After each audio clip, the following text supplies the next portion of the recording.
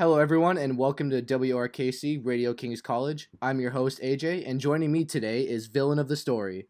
Who are the villains, you might ask? We have Christian and Logan joining in. Thank you guys so much for doing this.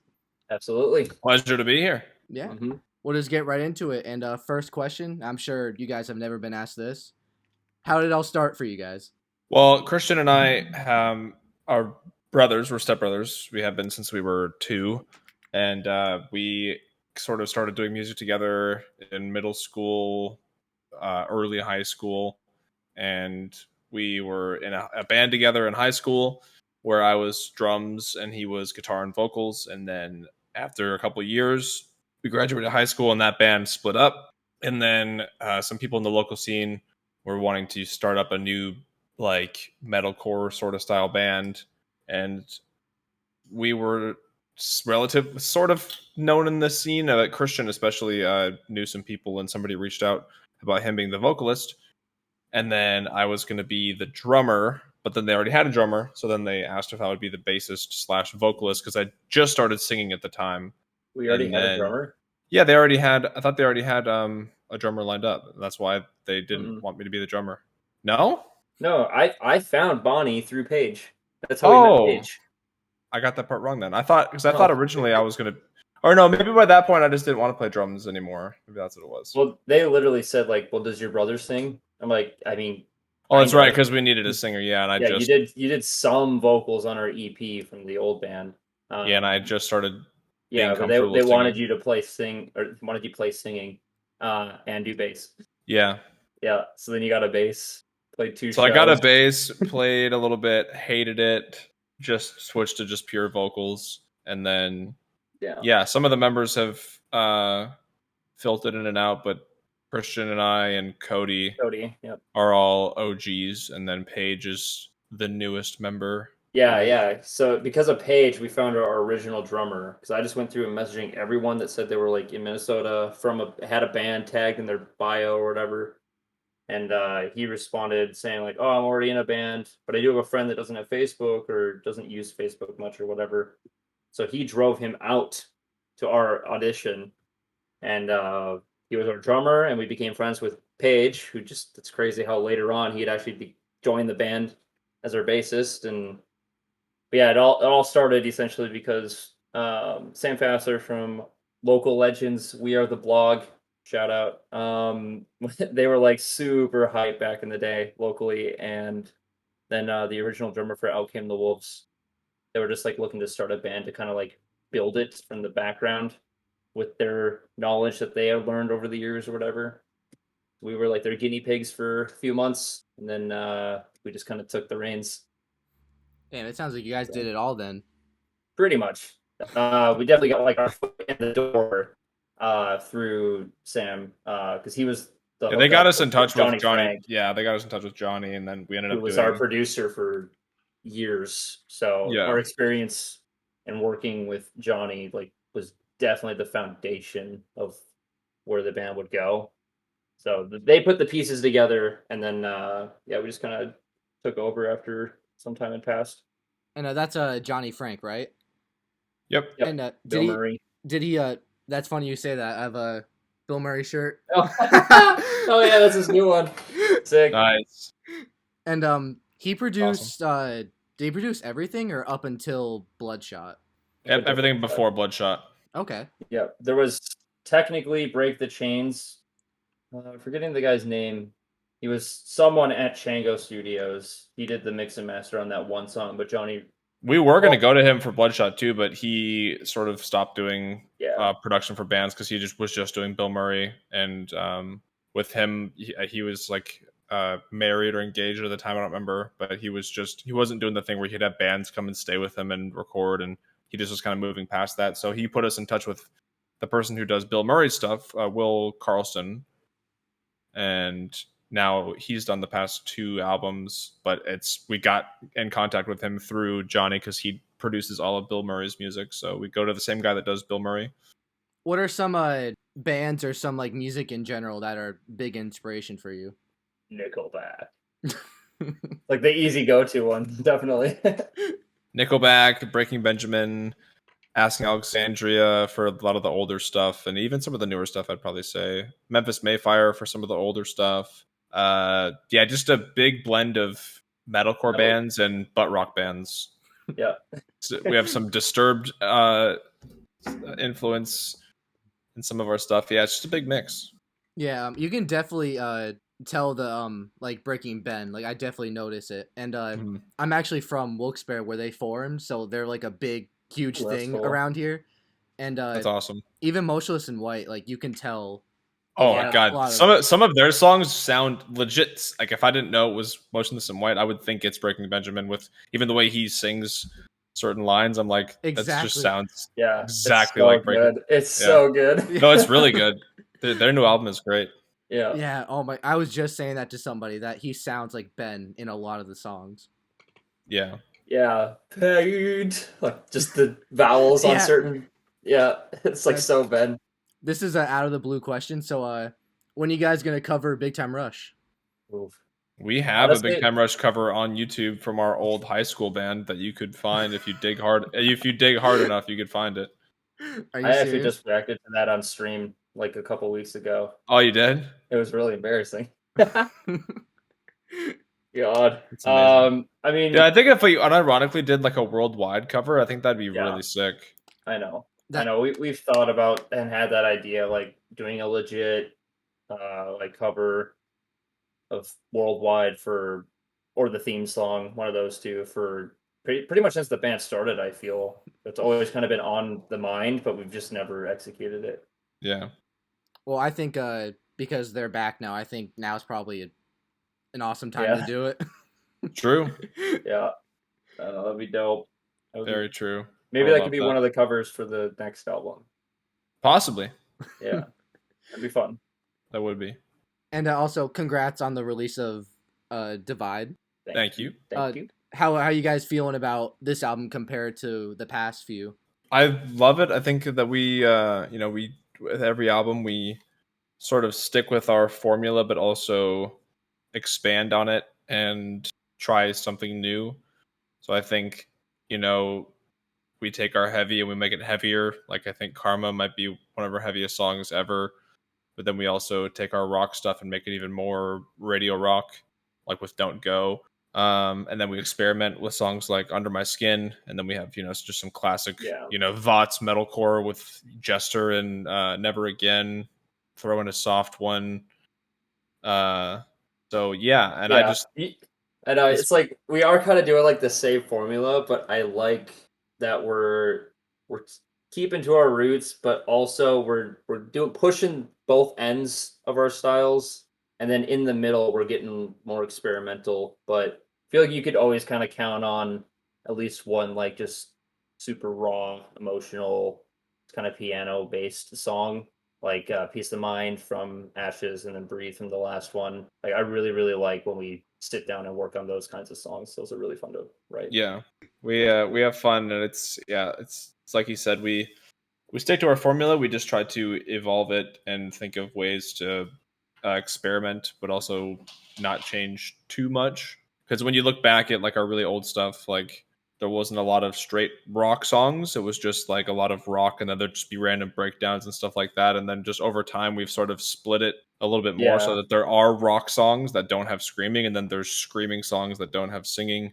and then there are still any rock elements at all. Yeah, like great metalcore. Yeah, and then we do still have songs that are mixed, but I think it's good that we have separated it more so that the songs can stand on their own without just forcing anything, really. Yeah, because I think that certain songs just had parts that were out of place just for the sake of us wanting to make everything mixed in one song. But now that we split it up more, I just think it's easier on the listener, like for heavy fans who don't want to hear as many cleans, or for rock fans who don't want to hear breakdowns in the middle of a rock song. Like, whatever's best for the song versus just like, well, Christian doesn't have any parts in this, so let's just throw in a couple screaming lines, and then maybe it can sound cool, but over time it kind of starts getting like a little bit of a dated feel.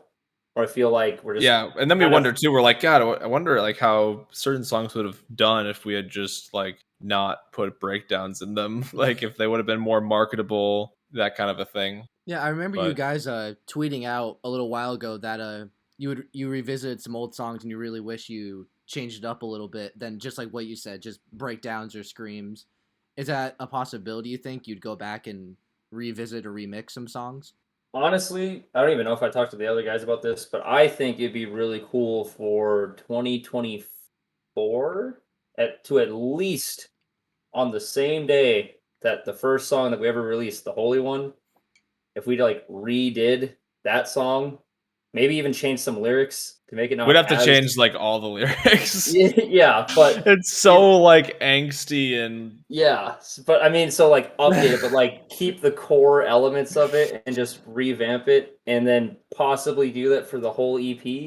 Maybe not somebody to care, but I don't know. I feel like the way I mean, we haven't played a show in like 3 years, so I can't say recently, but if those songs came out like 2014, 2015, what we were doing live is so different than the way they were recorded anyway. So it'd be really cool that our voices have changed. So it would be really cool to like go back and revisit all that stuff, rewrite it, do like a remake, not just a remaster where it's like the same thing just with a different mix. Like do like a remake. I think that'd be a cool idea. I'd be down to experiment with it. I think the Phantom, especially. I think if I had to pick any song off that, I think that one would be the one that Yeah, we would redo. I think that'd be sick. yeah. That'd be really interesting to hear. Are you planning on doing any shows soon or a tour maybe? Got Nothing in the nothing. works. No, No. probably.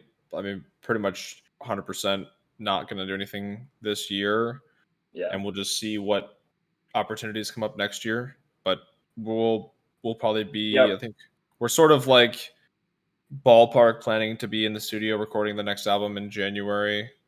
It like around that. Isn't that what we said we were gonna do? Yeah. Yeah, Yeah. probably like late January. Yeah, but as far as shows go, we're open to discussion and we want to be part of discussions, but nothing we haven't had many discussions, and the discussions we have had have not really met kind of like our criteria for like what we need on our end to be able to make a sustainable, affordable thing to actually go out and do. Hmm.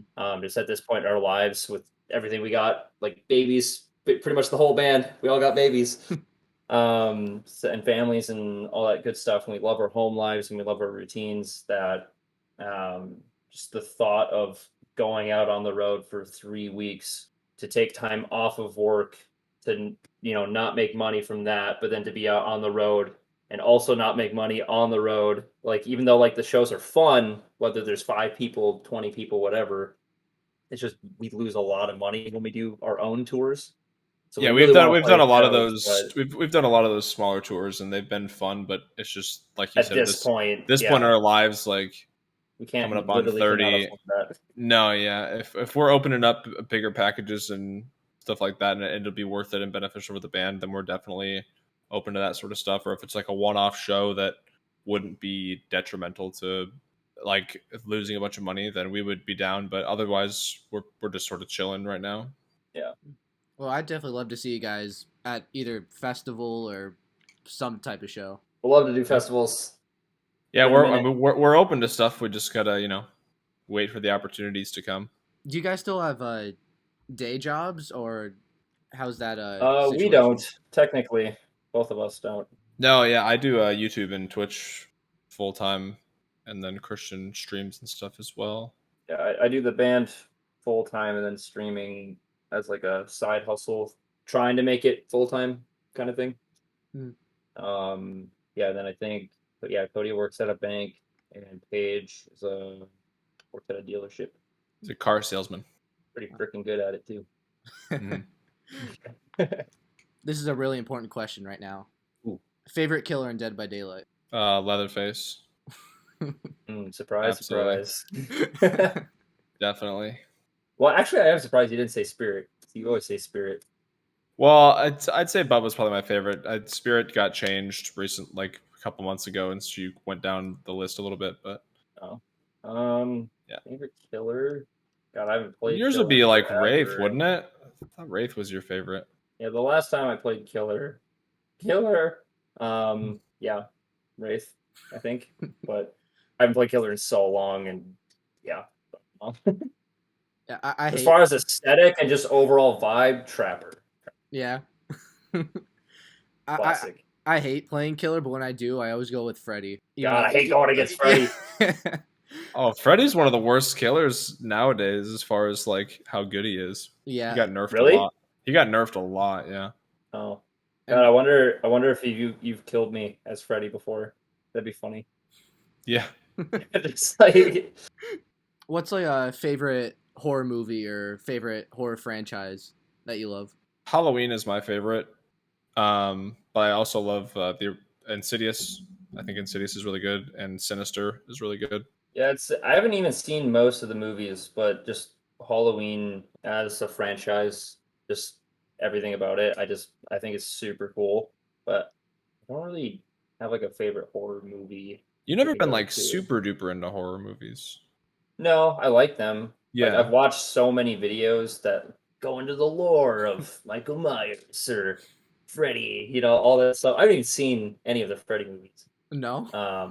No, I haven't seen most of them. I just like it. I appreciate it I from a haven't seen a distance lot kind of of thing. Nightmare on Elm Street movies either. I think I've maybe seen one or two, and I saw Freddy versus Jason, but I haven't seen I mean, I a saw lot of those. Scream for the first time last October. I've seen all of those. That's another one I would say that's probably right behind Halloween is the Scream franchise. I like those a lot. The For some first reason, Blair Witch Project is good too.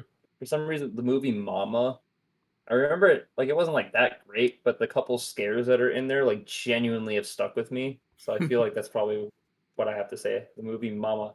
Haven't seen that one. That's a very underrated Creepy. Very creepy. one.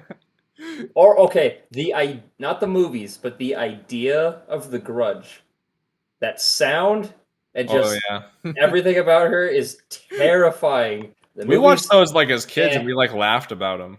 yeah, but okay, but I think it was me and Zach, my cousin, not you. I don't think you were there, but the original versions, not the American versions, like Ju-on, Yeah. like those were actually. I mean, there were still like hilarious parts because it was so cheesy, but some parts were like actually creepy, and I'm like, okay, yeah, she was real. That's spooky.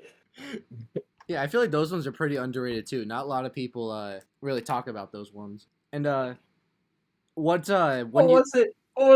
Sorry, what was the? Were you there, Logan? For I think it was Grudge 2 or 3 or something. But there's like this dude in a telephone booth that like turns blue and just goes, just like looks at the screen. It made I no don't remember sense. that. There was like no one else in the movie. Like it had nothing to do with the actual thing. But like this girl's at a telephone booth and like looks over and there's just like a dude in a suit that just like looks at her and his whole face turns blue and like his jaw gets long. But he just makes this like like this stupid noise. And Zach and I are just laughing our asses off. Yeah, I It's don't so remember that. I have to look Okay. that up. Anyway, sorry. when you guys perform live, what's a favorite song that you always look forward to playing? Yeah, well, the show that we just had was our first show with Divided and Bloodshot, so Enough was my favorite to look forward to. I was super hyped to play that one live. Didn't go as planned, but Yeah, it was really fun. look forward to Dragon Sickness. Yeah, that was always good. And if you can base a song or an entire album on like a movie or show or game that you like, what would it be? I would say Fallout, God of War, or Resident Evil. There you go. I'd Yeah, probably we say have Fallout. Lab Rats from Bloodshot. You could put to Resident Evil Yeah. or even Fallout with if you want to do like the radiation turning you into like a mutant, even Yeah. because that song's about zombies. I can Ooh, definitely Halo see would that. be good though. Halo would be really cool. You'd be up against Blow Me Away for Halo then. Oh yeah. We would never top that. But We also have the Dark Side, which is a Star Wars song.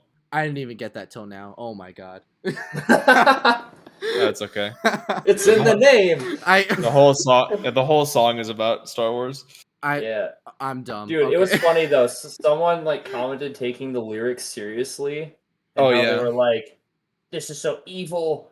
God, you need Jesus." It was like this whole Yeah. thing. Like I this thought we were like whole Satanists. yeah, like you're promoting Satanism and like this is so corrupt and evil. When it's like, dude, literally the lyrics are just from the perspective of a Sith talking to a Jedi in the middle of a duel or a fight or whatever. Like that's all it is, man.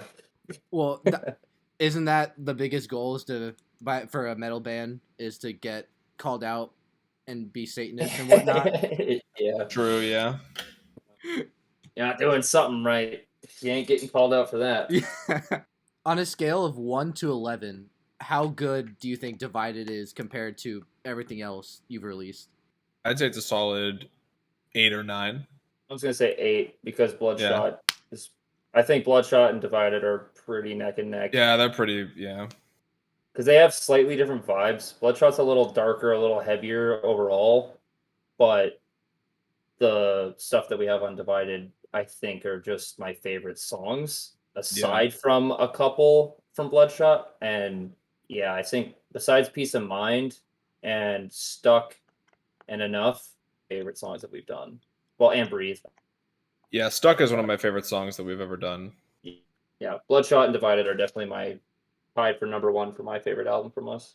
Yeah, I love Bloodshot. That album was the anthem to my 2020, honestly. Hell yeah. Love that. Who's a musician you love to collab with on the next album or song or whatever's up next? I mean, I'm not even so joking. many. I'm not even joking, but if we could get Chad Kroeger on a track, dude. Yeah. No joke, dude. If we could have Chad Kroeger, because Nickelback's coming out with new music. Yeah, did you see that that Genty teaser they've released? Yeah. Yeah, I'm excited. Yeah, definitely that. I guess within our scene, it would be pretty cool to work with Spencer, Ice Nine Kills. Yeah, I would agree with that. But I mean, Chris, like Master Flames, Levi, Miss May I, like pretty much anyone. But honestly, a huge idea that'll never happen, and I swear someone's gonna do this before we actually have the funds to do it. But it would be so cool to have because did you know Jacksepticeye likes Avenged Sevenfold and like those kind of bands and knows how to play drums? I know that he's a drummer, but I didn't know that. Yeah, actually have him record real drums on a song, so it'd be like whatever the song is featuring Jacksepticeye. Work with him.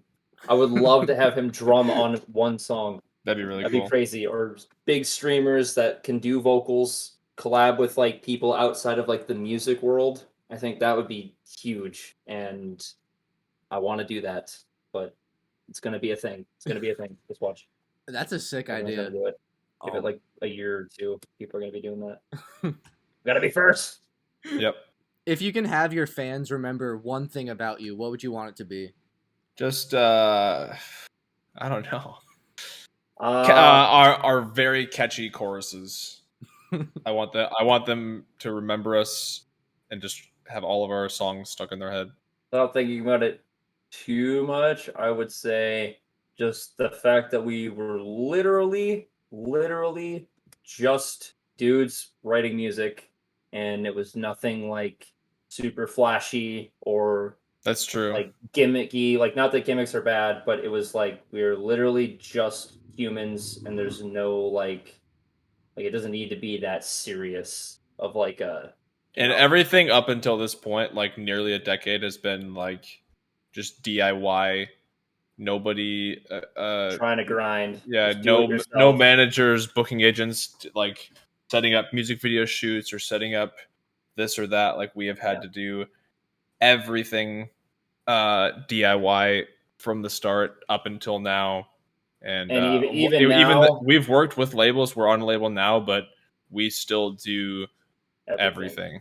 Like, there's the funding and like the back end, like management of like the masters and the IRs, whatever C codes for the albums and like all that back end label stuff that we don't deal with at all. But as far as doing anything and everything, like hell, even the graphic that we just posted about merch today, I made that today to post. And then putting new items into our store, syncing everything, handling merch, doing email, like literally every aspect of the band is just us doing it. Because we're just a group of people that just want to do this, so we're just trying our best kind of thing. So if anyone's looking at the band like, whoa, I would love to do what they're doing, then you can do it. You can just do it. Yeah. It's a grind. Yeah. It's a freaking grind, man. But you can do it. Yeah. And sorry.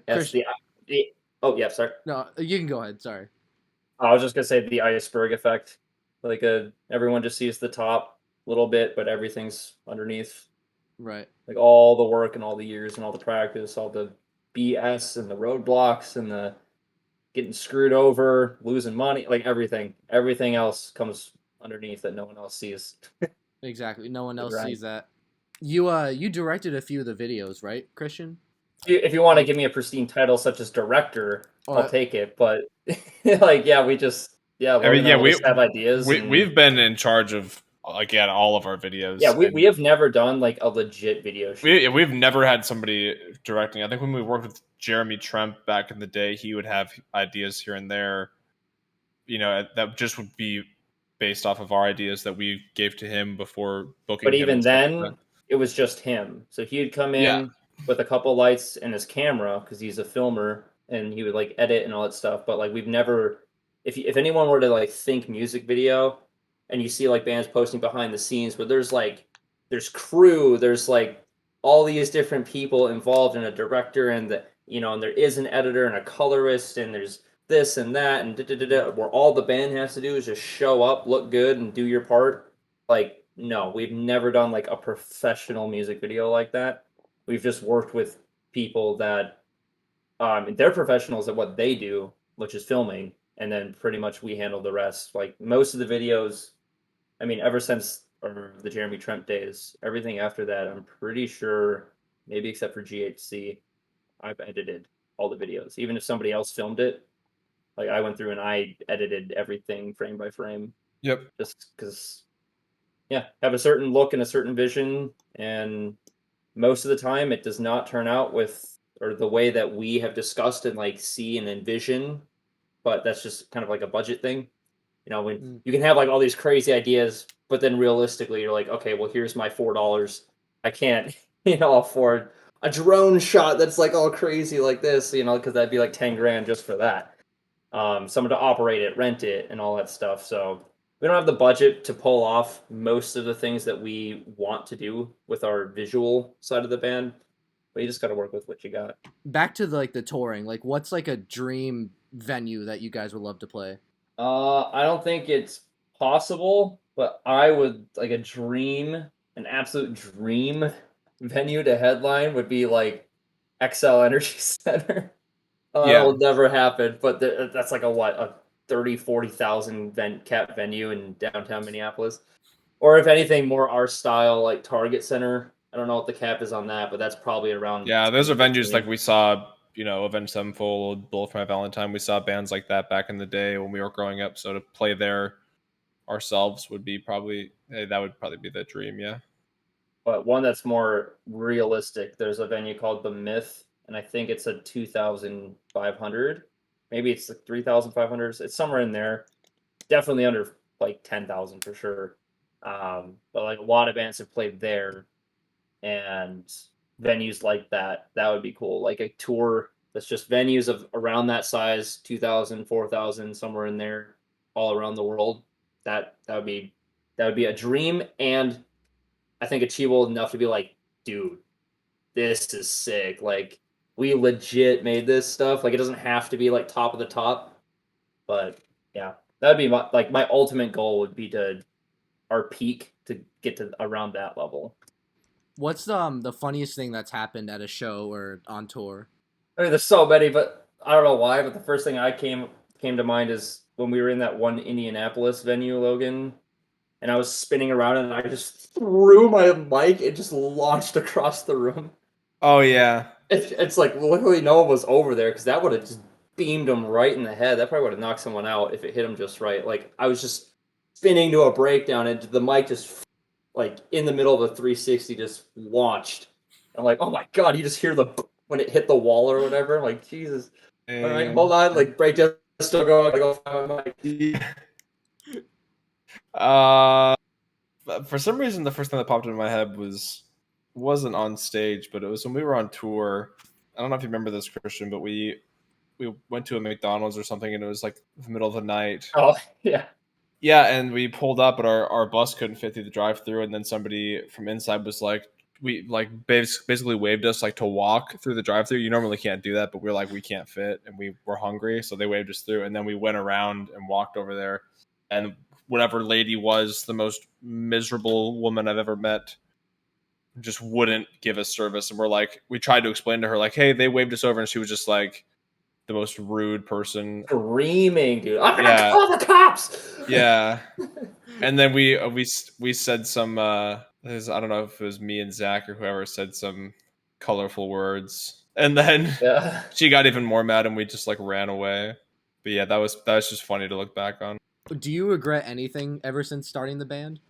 Like legit regret, no, but in a lighthearted sense, yeah. Like there are so many things that we have like tried to do or had like ambitions and it just didn't go right, and then or people that we decided to work with that screwed us over, and just I mean, Yeah. just lose Yeah, those hours are of your time, dedication, energy, physical labor of like trekking through the woods with drum kit pieces and just to get the right even shot. divided alone had at least 2 instances off the top of my head where we worked with somebody Yeah. and it basically like they screwed us over and we were out like thousands of dollars and wasting a bunch of time, and that was just for divided alone. But usually something of the sort happens every cycle where something Yeah. I think Bloodshot might have been the smoothest. Yeah, there were still a couple things, but it was the Yeah. smoothest because everything was us. Like that album Yeah. was literally everything in house. Yeah, with For Divided, we had to divided, go by their schedule. We couldn't release it when we wanted, and they wanted us to do certain things with the videos and stuff like that. So we had to sort of invest and do all these things that, yeah, divided was like the worst album cycle we've ever had yeah, mentally and financially. a lot of shit went wrong. Really? But Yeah. we made it to the end of the road here, and the album's Yeah. out, and I'm just ready to do the next one and avoid a lot of the Yep. shit that we did. You said before that you guys started streaming. What is it about streaming that you love, like compared to doing the band full time?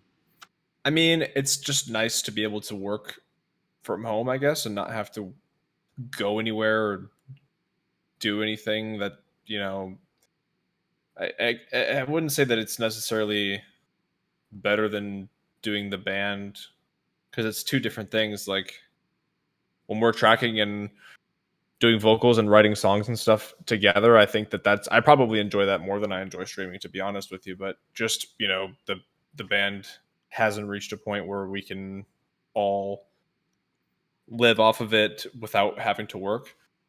But in terms of, yeah, I just love being able to work from home and be with my family and not have to like just leave for many hours in the day, and I don't have to answer to anybody because I'm my own boss, which is nice. Like things like that, just about being self-employed in general is really cool. I'd say those are probably my favorite things. Yeah, I would agree with all that. And I mean, it is just the role I've taken on to like handle everything else. But the main reason why I handle like everything is because of money. It's like since we're such a small band, I mean, technically, yeah, we could hire someone to create this graphic or hire someone to do this or do that. Like all these little, it's all like the little details for like running a business. It's like usually a business will grow to a point where you can hire out people to do certain things, and that's just how the business grows. But, just being in a position where, all right, well, if I do literally everything, I can barely make minimum wage and not have to go to work. Like my old job that I worked for 8 years, like since high school, that was like my full-time job, and then I'd come home and do this stuff. So now that like the band is like my full-time, I went from like day job as the full-time, but the band as the like second job, the kind of, I don't even want to say side hustle because it was my main hustle, but I only have a couple hours in the day at the end of the day to work on band stuff. Where now the band is the main job and all the streaming is like the side hustle. And I just think there's so much more potential as far as like just financial stuff goes and freedom goes with streaming and content creation and all that stuff.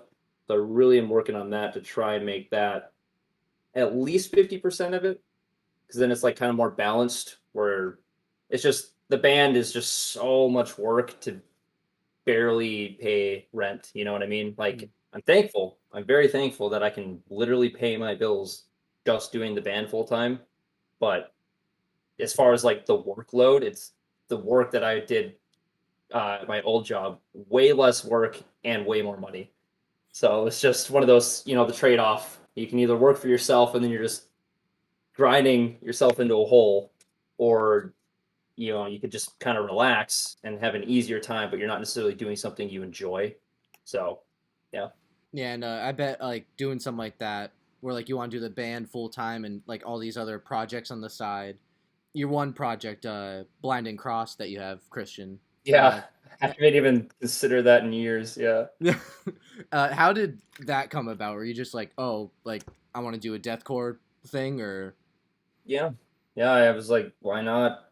Like, it was way before I even considered streaming or anything. So I had some extra free time when I was done with my job and some band stuff. And like, why not just write, see what I can come up with? So I did that. I would love to do more of that. But yeah, at this point, just having so many projects going on, it's hard to pick like what to work on. I'll leave you out with one more question. What's next for Villain of the Story? It's over. It's all We're over, man. done. It's over now. We did this interview so we could announce the end. Yes. Not no, we are in the we are in the early processes of writing the next one. We've got Christian like 7 ideas. Yeah, Christian and I will go back and forth. We live across the country from each other. But we go back and forth by sending each other ideas, and then we get demos written via distance, and then we kind of clean them up a little bit, and then I fly out there and we spend about a week just recording the songs and finishing writing the songs, and then they'll be done, and then probably just finish up tracking. They'll probably have to actually track the guitar, all that stuff. That'll be later. Then they'll send it videos. Up. Yeah, shoot. But we're definitely like smaller scale, fun, cheaper videos. Yeah, we're not gonna do any big budget, anything crazy for videos. We're just gonna do simple, fun, cheap, easy, just something visually pleasing for people who want to watch it, but nothing too crazy. And yeah, but we're hoping to have another album out next year, just probably towards the end of the year. I'd say hopefully before November. I'd want like early October, but yep, we're shooting for October. We're gonna shoot for around the fall. Yeah, for the next album. So we're just getting right back to it. We're trying to do an album a year, but we do a little bit shorter albums. I don't know exactly how many will be on this one. Depends on how many ideas we come up with. Probably at least 8, and then who knows, maybe there'll be 9 or 10 if we get real crazy. But if we get real crazy, we'll put out an actual album. But we figure since we do them frequently, the 8 song. Yeah, definitely make this one all Halloween. Hell yeah. Thank you guys so much for doing this. Like, I really appreciate it. And like I said before, it was a long time coming just to get to this point. Yeah. Yep. Yeah. I'm glad we got to do it now. That's Thank goodness. Congratulations on winning the the Twitter giveaway. Back 7 years ago? Yeah, 7 years ago, yeah. Well, I'm glad it was now. Mm-hmm. Yeah. Me too. Thank you so much. Yeah, man. Thank you. Yeah, sorry it took us so long. Yeah. Right.